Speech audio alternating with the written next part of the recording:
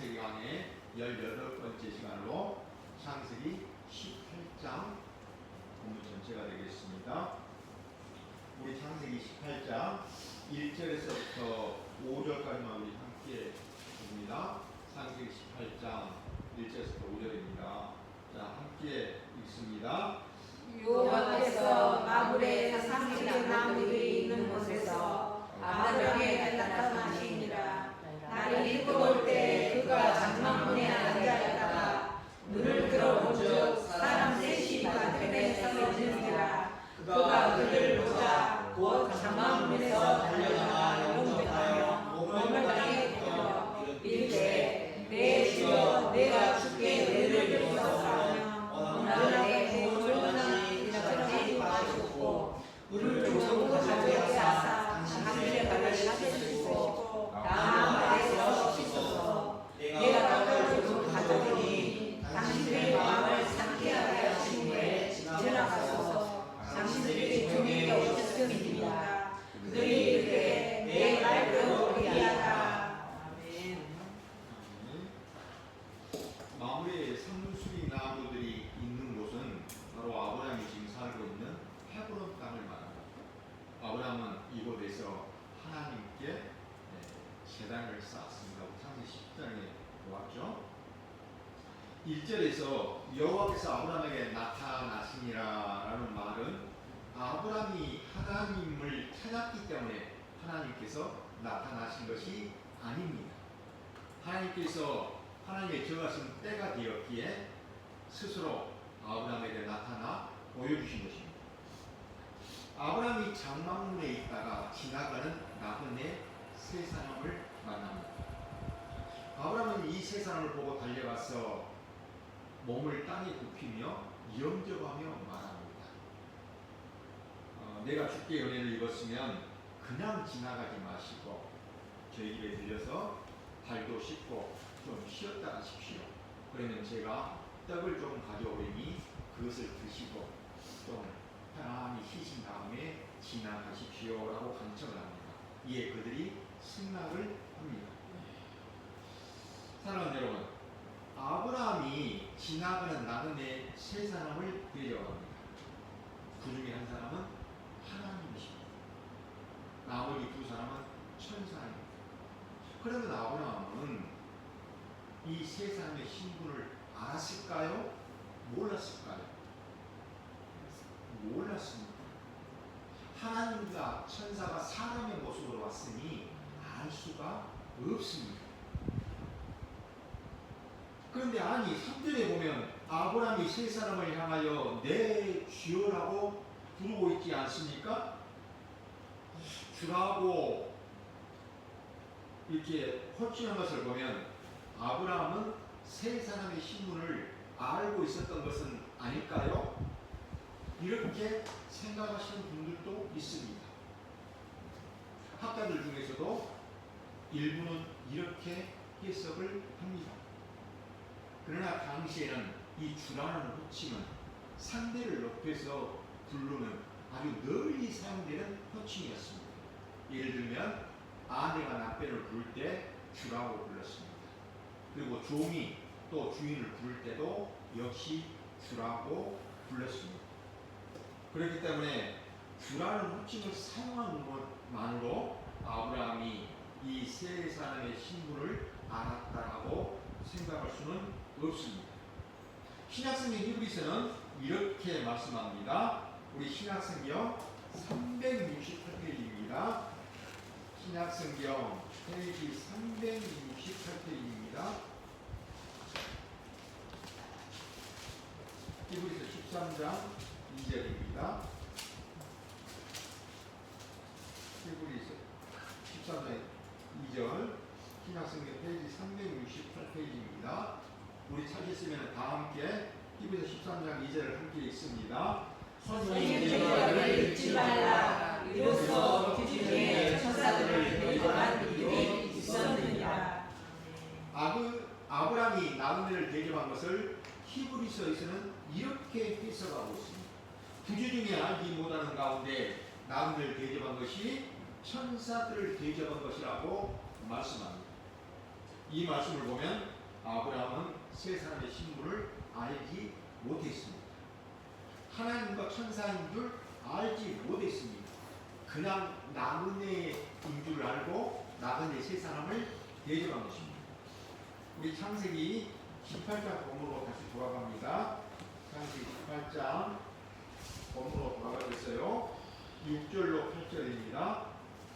창세기 18장 6절로 8절입니다. 함께 한 목소리 있습니다.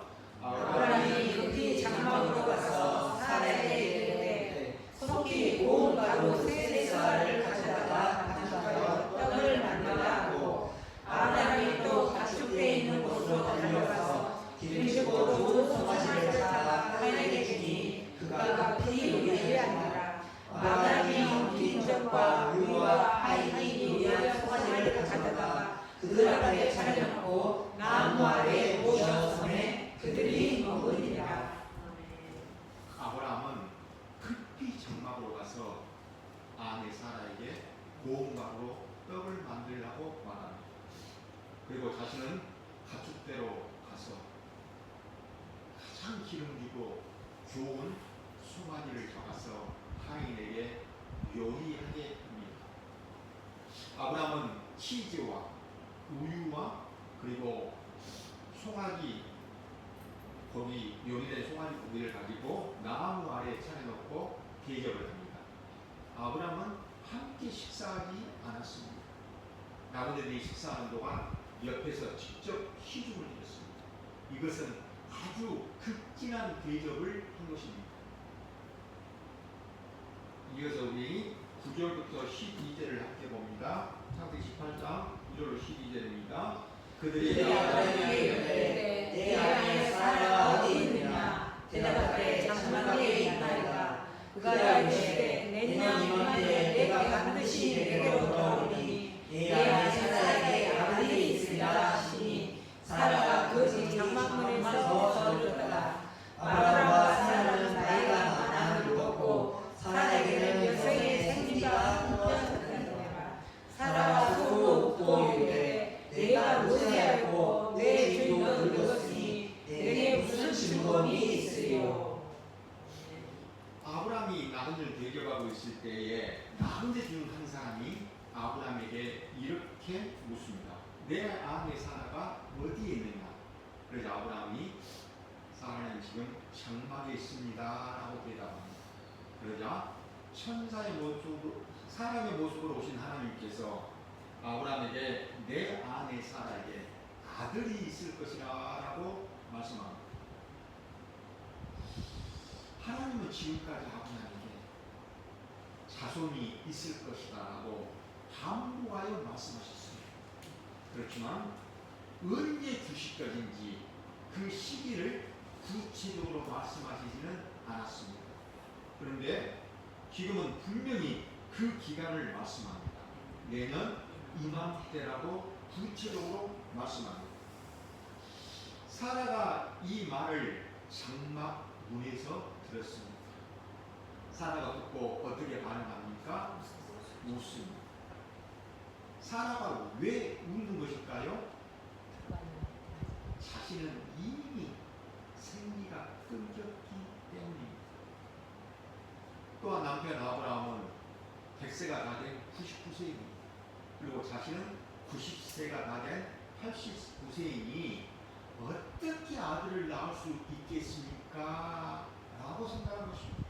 그래서 웃은 것입니다. 웃긴 웃었는데 어떻게 웃습니까? 속으로 웃었습니다. 자, 이제 13절로 15절입니다. 우리 함께 보십니다. 여호와께서 아브라함에게 이르시되 사라가 왜 웃으며 이르기를 내가 늙었거늘 어떻게 아들을 낳으려 하느냐. 여호와께서 누구한테 못한 일이 있겠느냐. 기한이 이를 때 내가 내게로 돌아오니 사라에게 아들이 있으리라. 사라가 들어와서 부인하여 이르되 내가 웃지 아니하였나이다. 이르시되 아들아 내가 웃었느니라. 하나님께서 사라가 마음속으로 우는 것을 아시고 하나님께서 아브라함에게 묻습니다. 왜 사라가 웃습니까? 내가 늙었는데 어떻게 아들을 아들을 낳을 수 있겠느냐라고 하느냐? 여호와께 능치 못한 일이 있겠느냐? 내년 이맘때 사라가 아들을 낳을 것이다 라고 말씀하십니다. 그러자 사라가 두려워서 내가 묻지 않았습니다 라고 거짓말까지 합니다. 그래서 하나님께서 아니다, 너가 웃었느니라 라고 지적하십니다. 실은 사라만 웃은 것이 아닙니다. 아브라함도 웃었습니다. 먼저 웃은 사람은 아브라함입니다. 창세기 17장에서 아브라함도 엎드려서 웃었습니다. 기뻐서 웃은 것이 아니지요. 황당한 말로 들렸기 때문에 비웃은 것입니다. 하나님, 내가 이제 100세가 다 된 노인입니다. 그리고 내 아내 사라는 이제 90이 다 된 할머니입니다. 그리고 이미 사라는 생리가 끊긴 얘기입니다. 그런데 어떻게 하나님 아들을 낳을 수 있겠습니까? 그러니 하나님, 이 이스마엘이나 하나님 앞에서 좀 잘 살게 해주십시오라고 부탁을 하는 아브라함이었습니다. 이런 아브라함과 사라의 생각이 틀렸을까요? 아닙니다. 틀리지 않았습니다. 우리도 다 그렇게 생각하지 않습니까?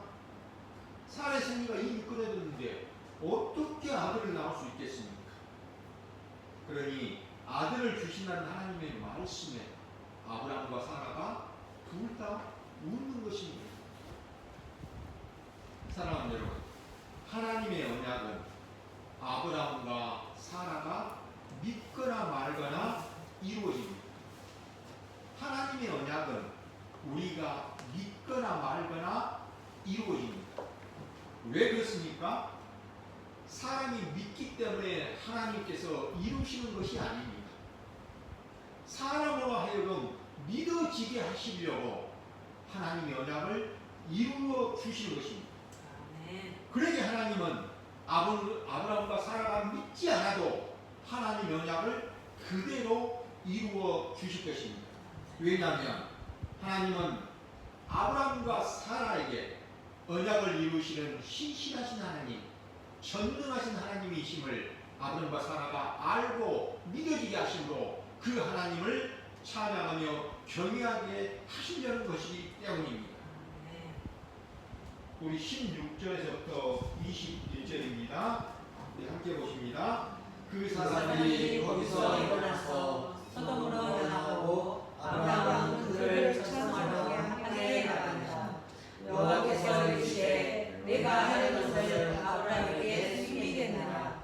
아브라함은 강대한 나라가 되고 사랑하면 그로 말미암아 복을 받게 될 것이 아니냐. 내가 그로 그 자식과 본속에 명하여 여호와의 도를 지켜 그와 그를 향하게 하고 그를 택하였으니 이는 나 여호와가 아브라함에게 대하여 말한 일을 이루려 함이니라. 여호와께서 또 이르시되 소돔과 고모라에 대한 부르짖음이 있고 그 죄악이 심히 무거우니 내가 이제 여기서 그 모든 행한 것이 과연 내게 들릴 부르짖음과 같은지 그렇지 않은지 내가 보고 알리라 하더라.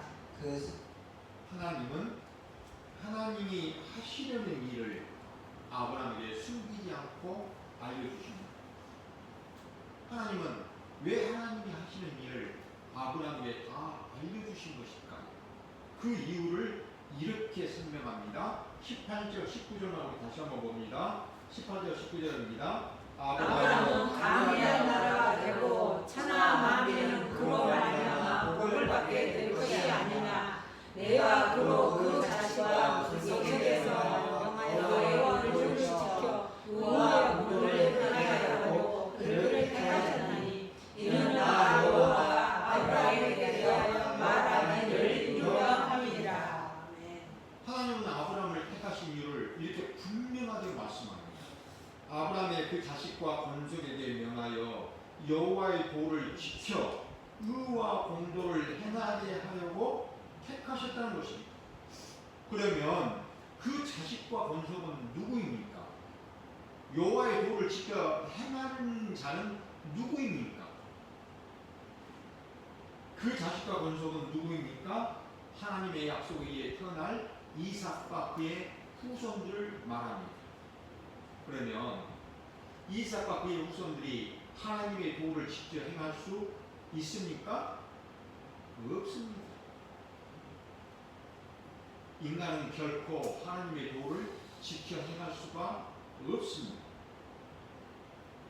그렇다면 하나님은 사람들이 지켜 행할 수도 없는 것을 왜 지키라고 명령하신 것입니까?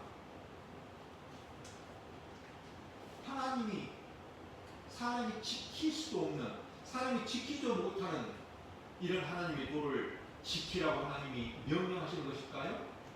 그렇지 않습니다. 이것은 우리에게 하시는 말씀이 아닙니다. 여호와의 도를 지켜 행할 자에게 말씀하신 것입니다. 그러면 그분이 누구입니까? 아브라함과 이삭과 그리고 다윗의 자손으로 오실 예수 그리스도를 말합니다.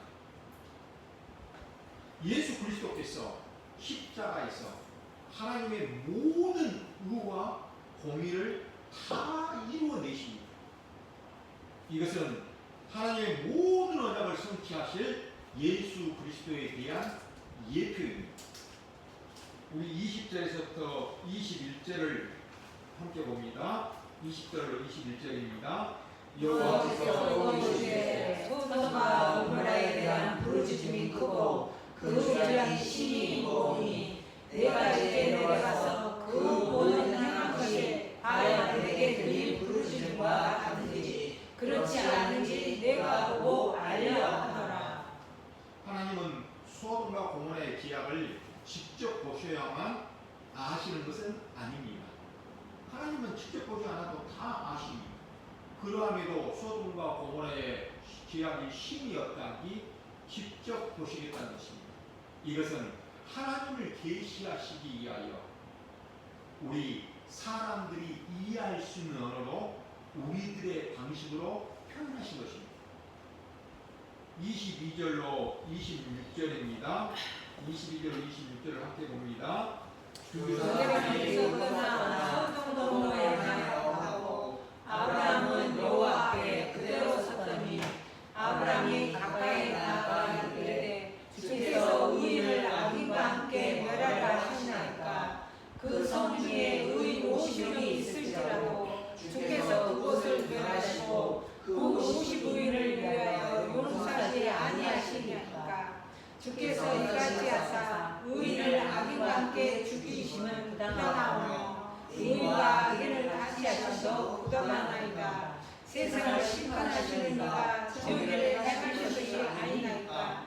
여호와께서 이르시되 내가 만일 소돔 성문 가운데서 의인 50명을 찾으면 그들을 위해서 온 지역을 용서하리라.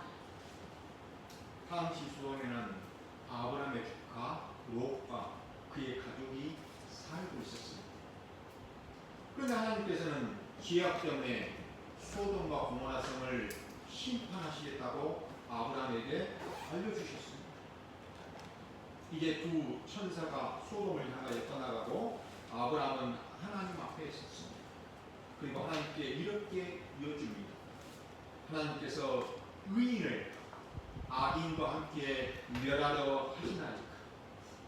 그 성에 의인 50명이 있다면 그 50명을 위하여 용서하지 않으시렵니까? 하나님께서 의인을 악인과 함께 죽이시면 부당하나이다라고 말합니다. 조금 전까지만 해도 아브라함은 하나님의 말씀을, 약속을 믿지 않았던 아브라함입니다. 그런데 지금은 자기의 조카 롯을 살리고자 하나님 앞에 간절한 마음으로 기도하는 것입니다. 이것을 중보 기도라고 말합니다. 아브라함의 질문에 하나님께서는 만약 소돔과 고모라 땅에 의인 50명이 있다면 그 50명으로 인하여 멸하지 않겠다라고 말씀합니다. 27절에서부터 31절입니다. 아브라함이 대답하여 이르되 나는 특별히나 죄와 같사오나 감히 주께 아뢰나이다. 50일 중에 5명이 부족하다는 그 5명이 부족함으로 말미암아 온 성을 멸하리까. 이르시되 내가 거기서 45명을 찾으면 멸하지 아니하리라. 아브라함이 또 말하되 이르되 거기서 40명을 찾으시면 어찌하여 하시나이까. 이르시되 40명으로 말미암아 멸하지 아니하리라. 아브라함이 이르되 내 주로 도와주 마시옵고 말씀하게 하옵소서. 거기서 30명을 찾으시면 어찌하여 하시나이까. 이르시되 내가 거기서 30명을 찾으면 그리하지 아니하리라. 아브라함이 또 이르되 내가 내 죄에 아뢰나이다. 거기서 20명을 찾으시면 어찌하여 하시나이까. 이르시되 내가 20명으로 말미암아 그리하지 아니하리라. 아브라함은 의인의 수를 45명, 또 40명, 30명, 20명까지 줄여 나갑니다.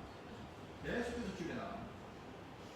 그럴 때마다 우리 하나님께서도 45명만 있으면, 40명이 있으면, 30명이 있으면, 20명만 있어도 내가 소돔과 고모라 성을 멸하지 않겠다고 말씀합니다. 32절로 33절입니다. 읽어보십니다. 아브라함이 또 이르되 주는 도와주 마시옵소서. 내가 이만한 더 아뢰나이다. 거기서 10명을 찾으시면 어찌하여 하시나이까. 이르시되 내가 10명으로 말미암아 멸하지 않으리라. 여호와께서 아브라함과 말씀을 마치시고 가시니 아브라함도 자기 곳으로 돌아갔더라. 아브라함은 마지막으로 의인의 수를 10명까지 내려갑니다. 하나님은 의인 10명만 있어도 심판하지 않겠다고 말씀합니다.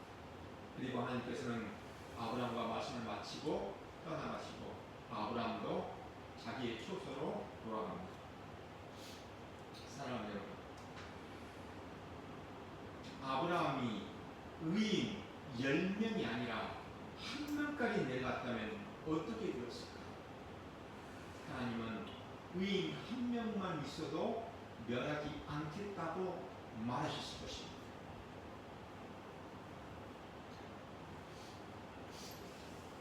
그러나 소돔과 고모라에는 의인이 1명도 없었습니다. 아니, 소돔과 고모라뿐만이 아니라 이 땅에는 의인이 단 1명도 없습니다. 우리 신약성경 242페이지입니다.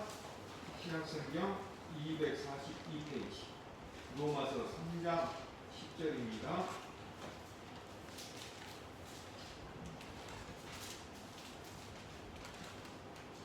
신약성경 242페이지 로마서 3장 10절로 12절입니다. 신약성경 242페이지 신약성경 242페이지 로마서 3장 10절로 12절입니다. 우리 한목소리 읽습니다. 기록되었다. 의인은 없나니 하나도 없으며 깨닫는 자도 없고 하나님을 찾는 자도 없고 다 치우쳐 함께 무익하게 되고 선을 행하는 자는 없나니 하나도 없도다. 의인은 없나니 하나도 없다 라고 성경은 말씀합니다. 그런데 베드로후서는 롯을 의인이라고 말씀합니다. 이거 확인해 봅니다. 페이지 385페이지입니다. 신약성경 385페이지입니다. 신약성경 385.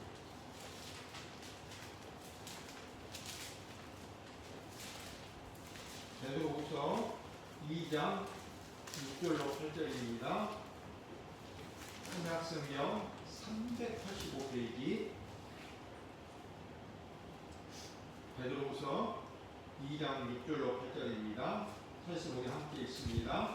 소돔과 고모라를 멸망시켜 제가 되게 하사 후세에 경건하지 아니할 자들에게 본을 삼으셨으며 무법자들의 음란한 신으로 말미암아 고통당하는 의로운 롯을 견디셨으니 이는 이 의인이 그들 중에 거하여 날마다 저 불법한 행실을 보고 들으므로 그 의로운 심령이 상함이라. 아멘.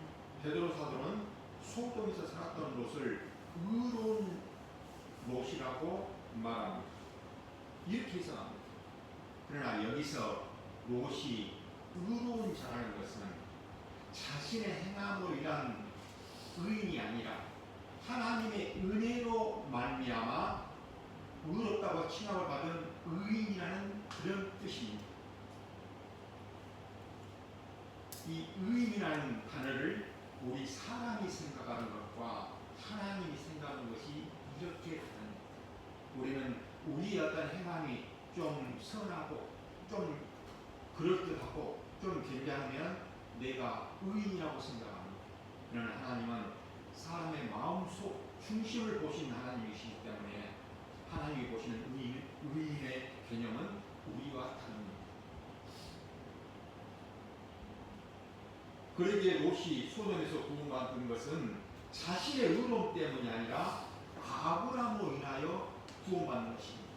이제 우리가 다음 주에 롯이 소돔 성을 멸망하며 구원받는 그 장면을 함께 볼 것입니다. 롯은 자신의 의로움 때문에 구원받는 것이 아니라 아브라함으로 인하여 구원을 받습니다.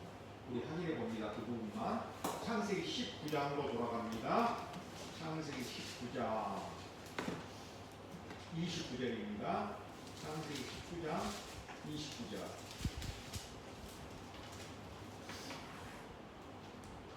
창세기 19장 29절입니다. 찾으시면 우리 함께 있습니다. 하나님이 그 집에 성을 멸하실 때 온 롯이 거주하는 성을 엎으실 때 하나님이 아브라함을 생각하사 롯을 그 엎으시는 중에서 내보내셨더라. 롯이 구원받은 것은 하나님께서 아브라함을 생각하셔서 구원하여 주신 것입니다. 아브라함의 기도를 생각해서 하나님께서 롯을 구원하여 주신 것입니다. 아브라함의 기도는 중보자의 기도의 모형입니다. 그러면 우리의 중보자는 누구십니까? 우리 마지막으로 신약성경 한 번 더 찾아봅니다. 페이지 338페이지입니다. 338페이지 디모데전서 2장입니다. 338페이지 디모데전서 2장 5절입니다.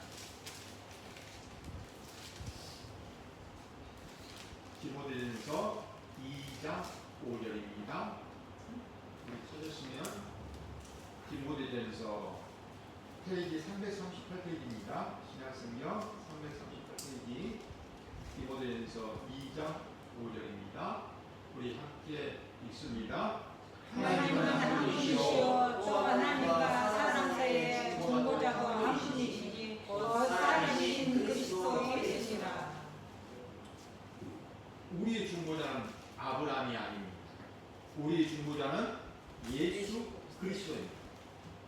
하나님과 사람 사이의 중보자는 오직 한 분 예수 그리스도십니다.